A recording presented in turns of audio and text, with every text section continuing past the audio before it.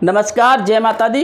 मैं astro doctor Pranav Kumar Shastri आज फिर एक टॉपिक को लेकर आपके सामने हाजिर हुआ हूँ। आप सभी जानते हैं मेरा कोई ना कोई एक ऐसा टॉपिक होता है जिससे कोई ना कोई लाभ प्राप्त होता है। आज बात कर रहे हैं कि इस संसार में सबसे बड़ा कौन, और जो लोग आज के समय में माता पिता को आश्रम भेज देते हैं, अनाथ आश्रम भेज देते हैं, उनकी छवि क्या होनी चाहिए इस संसार में, उनके बारे में आज बात करते हैं।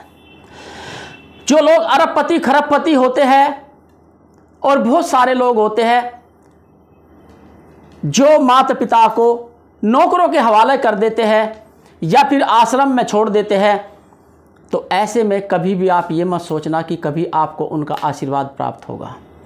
ये गलत भावना है आपकी कि आपको उनका आशीर्वाद प्राप्त होगा। नहीं होगा, क्योंकि माता पिता ने पूरा जीवन आपको पाला परवश किया। आपकी उन्नति के लिए उन्होंने सब कुछ, अपना शरीर भी निछावर किया, अपने तन मन धन जान सब कुछ निछावर किया आपके ऊपर। और महज एक औरत के आने के चक्कर में आप अपनी माँ को, अपने पिता को आश्रम भेज देते हैं, तो कहाँ का तुक है, कहाँ का न्याय है। मैं इसकी अवहेलना करता हूँ, बहुत ज़बरदस्त अवहेलना करता हूँ। ये सब कुछ बहुत बुरा हाल है कि आज आपने देखा होगा कि ऐसी स्थिति हो रही है कि 90% लोग अपने माता पिता को आश्रम में छोड़कर खुश है। कहते हैं 10,000 रुपये 15,000 रुपये महीना हम आश्रम में देना मंजूर है, लेकिन माता पिता को हमें आश्रम में छोड़ देना है। क्यों भाई? माता पिता की संपत्ति, अरबों की संपत्ति या जो भी उनके पास है विचारों के, वो संपत्ति, भूमि जायदाद, वाहन सब कुछ लेने को आप तैयार हो। अगर एक मिडिल क्लास माता पिता नौकरी कर रहे हैं और उनको जो पेंशन में पैसा मिलता है वो भी आप सब हड़प लेते हो, लेकिन माता पिता की सेवा नहीं करते, आश्रम भेज देते हो, तो मेरी नज़रों में तुमसे ज़्यादा घटिया और नालायक इंसान कोई नहीं है जो अपने माता पिता को आश्रम या वृद्धाश्रम छोड़ते हैं या उनकी सेवा नहीं करते।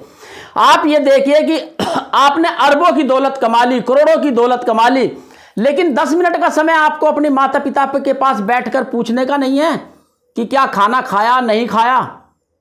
कभी सोचते हो आप? कभी बचपन में सोचा, बचपन में झांका कभी आपने कि तुम्हारे माता पिता ने तुम्हारे लिए कितना करा, क्या करा, कैसे कैसे करा है? कभी सोचते हो? कभी नहीं सोचते, क्योंकि आप लोगों को तो ऐश और आराम, और जो आजकल वेस्टर्न कल्चर में जो घुसे हुए हो ना आप लोग, उसमें आप ऐसे फंसते चले गए मोह माया में। और आजकल की मैं बहुओं से भी कहना चाहता हूं, आजकल की बहू भी कहते हैं बस सास घर में ना हो, बाकी सब कोई हो। सास से पता नहीं क्यों एलर्जी, कभी खुद नहीं सोचती खुद भी सास बनेंगी।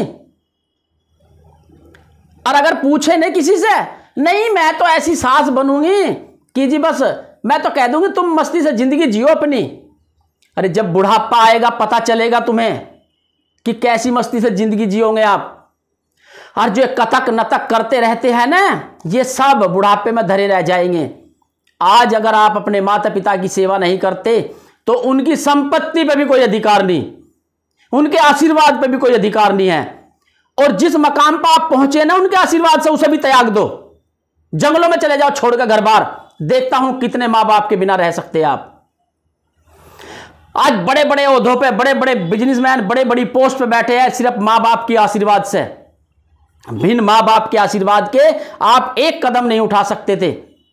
पहला कदम भी तुम्हारे माता पिता ने चलना सिखाया होगा आप लोगों को, लेकिन आप लोगों को तो बस ये है कि आहा हम पे पैसा आ गया, पैसे के आगे सब कुछ है, पैसे के आगे कुछ भी नहीं है, हर चीज सब बिकती है पैसे से। गलत फहमी में जी रहे हो। माता पिता को पैसों में तुलना नहीं कर सकते। आप 20 नौकर रख के सेवा करा सकते हो, लेकिन अगर आप अपने हाथों से जो सेवा करेंगे ना, उसका फल आपको प्राप्त होगा। आप पैसा तो बहुत कमा लेंगे, लेकिन ये ध्यान रखना कि आपका बुढ़ापा कितना बुरा होगा, ये आप खुद सोचना। ये जीवन चक्र है मेरे भाई, जीवन चक्र है, चलकर वापस आता है। जैसे पृथ्वी गोल है, इसी तरह से ये जीवन चक्र है। जहाँ से शुरू हुआ था ना, जब आपका जन्म हुआ, अंत वही होना है, इसी तरह से होना है। बिल्कुल हताश, ना आप उठ पाएंगे ना चल पाएंगे, ऐसे हताश स्थिति में रहेंगे। जैसे छोटा बच्चा होता है ना, पैदा होते ही कहीं लिटा दो, लेटा रहेगा, भूख लगेगी तो रो लेगा। उस समय आपकी भी स्थिति वही रहेगी, जब भूख लगेगी तो चिल्लाओगे, कुछ करना हो तो चिल्लाओगे, ना आपको यह पता होगा गू मूत कहाँ निकल रहे आपके, समझे। वो समय देखना आपका कैसा होगा। अगर अभी भी समय है, अभी भी मौका है, कोई गुरु शरण मत जाओ। कोई नहीं कहता आपको, भगवान भी नहीं कहते कि मेरी शरण आओ। भगवान कहते हैं मन में मुझे रटो, मन में मुझे भाओ, मेरे लिए वही सब कुछ है, मुझे इससे ज़्यादा जरूरत नहीं है। केवल आपके घर के अंदर जो 3 मूर्तियां बैठी है, ब्रह्मा विष्णु महेश, वो आपके भगवान, आपके माता पिता है, उनकी सेवा करें। और आश्रम, मैं तो ये कहता हूं, ये जो आश्रम खोल रहे हैं इनकी भी घोर निंदा करता हूं। आश्रम ना खोले। आप उनके जो माता पिता छोड़ते हैं, जो माता पिता को छोड़ते हैं, उन बच्चों के ऊपर मुकदमा दर्ज करें। कोर्ट में एक ऐसी वो होनी चाहिए, जो भी अपने माता पिता को छोड़ेगा उन बच्चों को जेल जाना चाहिए।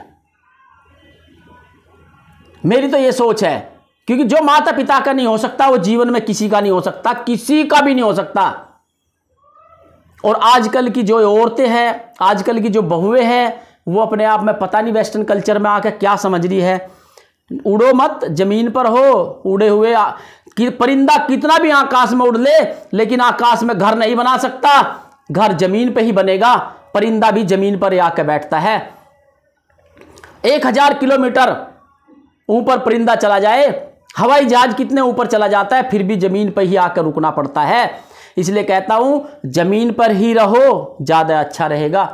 मेरी वाणी कड़वी है थोड़ी सी, पर बोलता हूं सत्यता, ये ध्यान रखना। जो भी अपने माता पिता को आश्रम भेजते हैं, उससे ज्यादा घटिया, उससे ज्यादा नीच इंसान कोई नहीं है। मैं खुलेआम बोल रहा हूं। जो अपने माता पिता का नहीं हो सकता, जीवन में किसी का नहीं हो सकता, ना वो किसी भगवान का हो सकता, ना किसी पत्नी का हो सकता, वो किसी का नहीं हो सकता। ठीक है, ये ध्यान रखना आप मेरी बातें।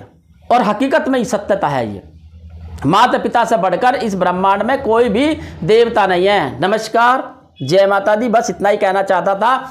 यही आज वीडियो को समाप्त करता हूं। नमस्कार, जय माता दी, धन्यवाद। किसी को बुरा लगा हो तो क्षमा चाहता हूं, लेकिन सच बोला है, एक्सेप्ट जरूर करो। नमस्कार जी।